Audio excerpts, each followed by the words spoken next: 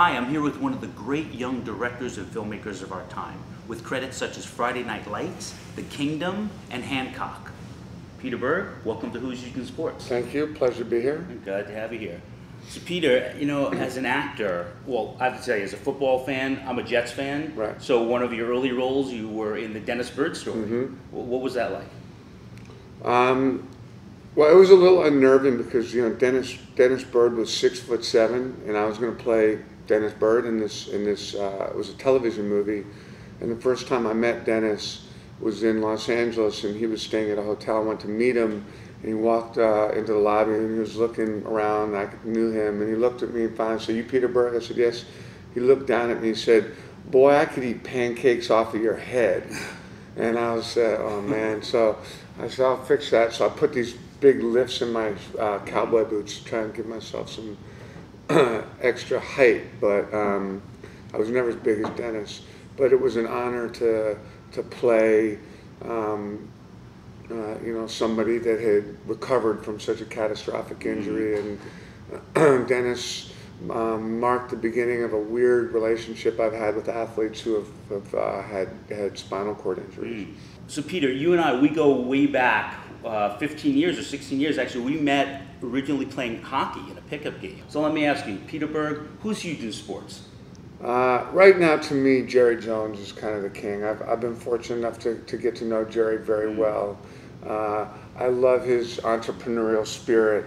I love the energy that he infuses into the game of football, and the passion and what he's willing to do financially and cultivate players and take chances on players. And it's guys like Jerry Jones that are really driving the NFL and giving the super studs. Obviously I'm a football fan mainly, so there are certain players. Eli Manning is obviously huge, having a huge year. Peyton Manning, both of the brothers.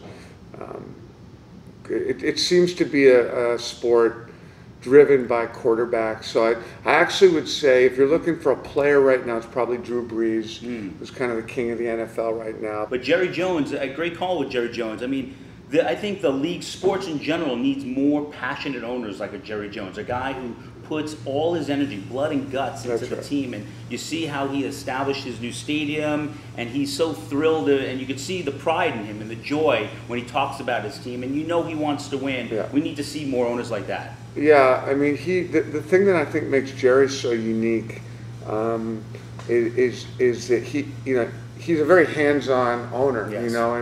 And he told me a good story about Jimmy Johnson and why he fired Jimmy Johnson. And he and Jimmy Johnson were really good friends, and won some Super Bowls together. And then they parted ways. And I said, "Well, what happened?" And he said, "Well, Jimmy studded up on me, studded up." And I thought that was a fascinating look into the mind of Jerry. And the fact is that Jerry Jones is one of the few owners that really understands football. He played football, and so he can assume that role as sort of an owner slash GM slash kind of coach. Yes. He's very involved, and he can get away with it because he really knows so much. Whereas most owners tend to kind of sit back and let the GMs run the show, or let the coaches run the show. Guys like Bill Parcells in Miami are complete control.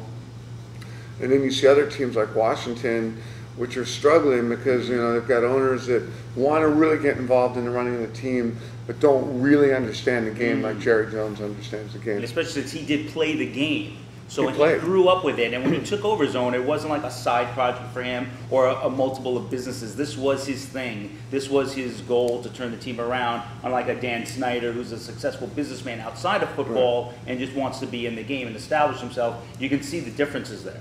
Putting a team together now is all about kind of recruiting, and I think we've seen that you can't sort of buy a team. You can't sort of add a little of this, a little of that, and in the off season, and for one reason, injuries are so common. You've got to really have a deep, well balanced team, and Jerry seems to understand that. Where some of the other owners just think you can throw a bunch of money around and buy a team, and it doesn't seem to be working that way. That's true. Tell me, what's on your iPod right now? Well, I don't know, I've got like a million songs. All right, so on my what's the iPod. first song that comes to your head? What's the It first? depends on the mood, you know. I mean, if I'm in a mellow mood, I like this band Explosions in the Sky out of Texas. I first was turned on to them because they did the music for Friday Night Lights for the movie. They scored the movie and they work on a TV show. Instrumental, very like kind of mellow, like but soulful music. If I'm in the mood to kind of get my blood going, I like this band, the Dropkick Murphys out of Boston. Okay. Except I just saw they're in a Visa commercial. I saw that yesterday on a football game. I'm like, oh man, they were kind of underground. And you lost it a little bit for now them after that? well, I mean, you know, it's like Right. I'm happy for them. It means Right. you're making money. I know you got a lot of great projects going on. You got Friday Night Lights, the TV show, which has been a big hit series for years now. And I just want to wish you continued luck and success. And thanks so much for joining us. Right back at you, man.